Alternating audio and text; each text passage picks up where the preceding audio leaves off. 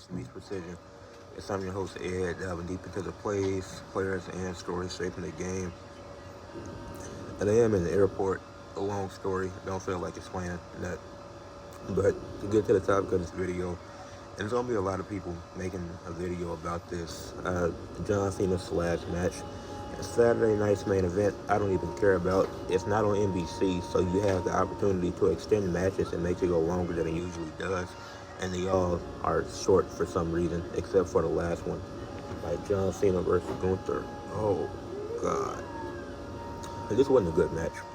The match was ass. I didn't enjoy it. Actually, I don't even want to talk about the match first. I want to talk about the other people that would have made sense to retire Gunther. Because you can't pass the torch to a 38-year-old Gunther who's a former two-time world champion, longest reigning intercontinental champion, just retired Goldberg. Like, how can you pass the torch to somebody who's already established? Whether you like him or not, being a multiple-time world champion and one of the longest reigning IC champions, you can't have the torch pass you. That just doesn't make sense. In what world does that make sense? It's not even logical, and he's 38, so we're passing the torch to old-ass men now. It don't make sense. And I've seen people saying like a Randy Orton or a CM Punk as an old, or even an Edge as an old rival. I feel like John Cena, if they did that, then it would have been more realistic for John Cena to win his last match. I had a feeling they wanted him to go out on his back, which is a buzz term in wrestling, because not everybody goes out on their back. Nigga, I've seen Sting win a championship to end his career in AEW. He never won a singles title. He went like 63-0 and he won a tag title, and he helped elevate Darby Allin. If Darby Allin doesn't team with Sting, I don't think I think of Darby Allin the same way I do now. Like, Sting is the reason I became a fan of Darby Allin, and Sting and Darby winning the tag titles is one of my top 2 most viewed videos on my channel. And then Undertaker, he beat my favorite wrestler all time at WrestleMania 36 to end his career. Worded that wrong, but Undertaker to end his career, he beat my favorite wrestler all time, AJ Styles, in a boneyard match. Undertaker won that match, and obviously if Cody Rhodes turns heel, then The Rock probably wrestles some more. He probably wrestles a few more matches, but he didn't. But The Rock he won his last WrestleMania match. And that was to give Roman Reigns the advantage going into night 2, and Roman Reigns couldn't win. So let's not act like everybody goes out on their back. If The Rock is more than likely done with wrestling. So even though he's not officially retired, I don't think it's not worth it now, because Cody didn't turn heel. Cena's retired now. Roman, like, you don't want to get involved with Roman and Cody now, because he probably don't like Cody Rhodes because he didn't want to turn heel. Because then you forced an unnecessary heel turn with John Cena. But a John Cena, his last match could have been against so many other people. And it's like, yeah, but like going out on your back, not every wrestler does it. It just depends on how your last run is booked, I feel like. Because JDC, aka Fandango, he might have lost his world title match recently to Frankie Kazarian, but he might not lose at TNA Genesis in January. He probably win his last match, especially since it's going to be a tag team match. Not everybody goes out in a tag team match, or some people go out one-on-one. Like, that don't matter at the end of the day. It's your last match. That's what we're focused on. So at the end of the day, you don't have to lose your last match. And it's like, if you're putting somebody younger over, I can see it. Like Javon Evans, people saying, well, it's too soon. It's too soon, but you put him in matches with former world champions. You had him go against Gunther recently. You had him go against The Miz in a one-on-one match, and then AJ Styles following that. You featured him on SmackDown multiple times, but he's not ready. You're giving him backstage segments, letting him cut promos, and you're letting him naturally be himself. You're letting NXT Javon be NXT Javon on SmackDown, because we know NXT Javon is just his natural self. It's just who he is as a person. It's not over-forcing anything. It's not him trying to be anybody else. It's Javon Evans being Javon Evans. And you telling me he couldn't have stepped up to the moment? Him and Miz had the best match on SmackDown. So you don't want to give it to Javon. You don't want to officially call him up yet. You had Carmelo Hayes right fucking there. He's doing good stuff in the mid-card scene right now. I'm I'm so ready to see him and Ilya go one-on-one again, but with no interference. Because we know they got chemistry, we know they got history, but I need to see them build an actual story.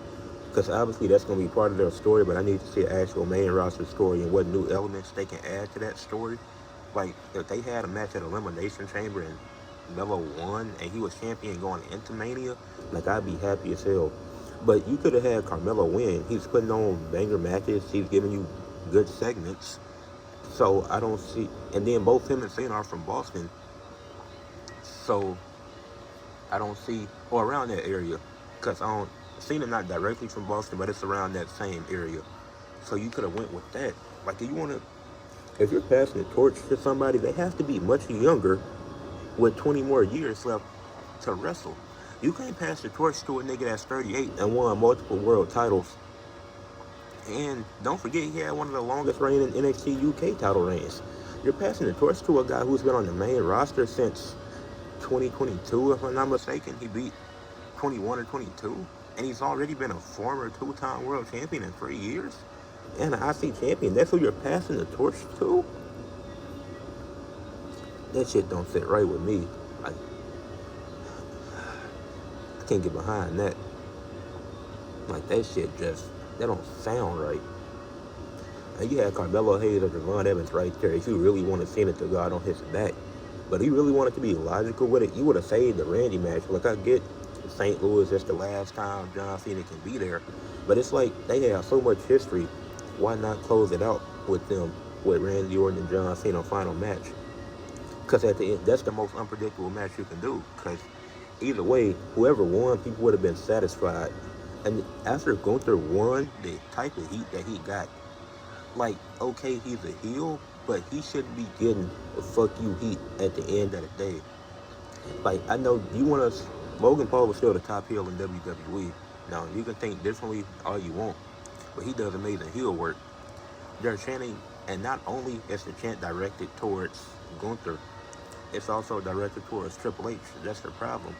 The fans are chanting AEW while Triple H is talking. These fans paid their hard-earned money to see Cena's last match. People are traveling from fucking Delaware to DC to see this match. Niggas are traveling from California all over the world to see this match. And you got fans chanting AEW loud as fuck. You got fans screaming, fuck you, Gunther. This nigga Cena tap, he was smiling. He was like these. He was doing these. So he taps and he's smiling. You're happy? Like, oh, he knows it's over. No, he just gave up. The guy that preaches never give up just gives up. That's not good storytelling to me. He hit a bunch of lariats. That's amazing storytelling.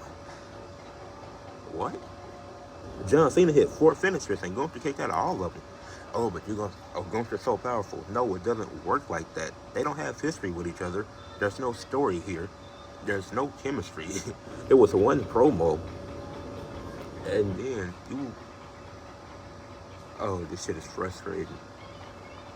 Like, John Cena, he could have won this match. Well, if he was going to lose, don't have to hit all those damn finishers.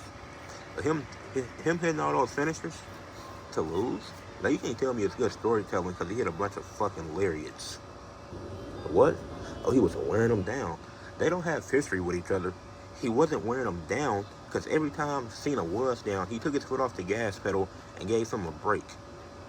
He was letting him recover. That's not good storytelling. Okay. At the beginning of the match, he's exiting the ring to catch his breath. The match has just started. What are you stalling for?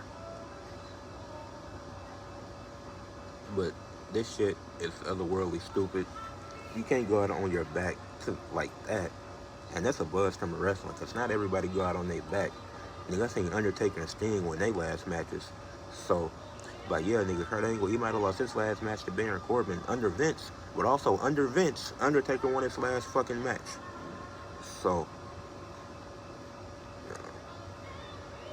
that shit is embarrassing. I don't even understand. The match was fucking ass too. Like, you're passing the torch. Like, I hate that fucking term. Nigga, imagine LeBron James passing the torch to James Harden. James Harden may not have a ring, but he's already an established star. like that. If James Harden was to just win one ring, like I think he will move up in the all-time rankings. Because if he won a ring, he will be impactful in that final series. But that's all Harden needs to move up on that all-time shooting guards list to probably put him above D Wade. Because James Harden has a phenomenal career. He just doesn't have the playoff success. Well, he got a few runs. He just don't have the final success because he hasn't gotten there. He got there once, but that was young OKC days. That was the only time he was there. He was a third option. He was coming off the bench. So, if he was to get there again and win and have an impact on that team, that'll matter a lot more than that first one. Because it's like that first one, you weren't expecting a lot out of James Harden. But if you can't pass the torch to a Gunther who's 38, already made man, multiple time world champion, he had to go out on his back like that. He had to. Then he didn't even give a retirement speech. They extended the time not even give him a retirement speech. And you know what makes me even more mad is when they showed all the wrestlers coming out that was there. So you telling me the Creed brothers been there the whole time and you not using them on Raw? I gotta end the video. The like, comments, I don't want to go too deep into something that don't got nothing to do with it. But yeah, that's a short. Yeah, like, comment, subscribe. I'm done.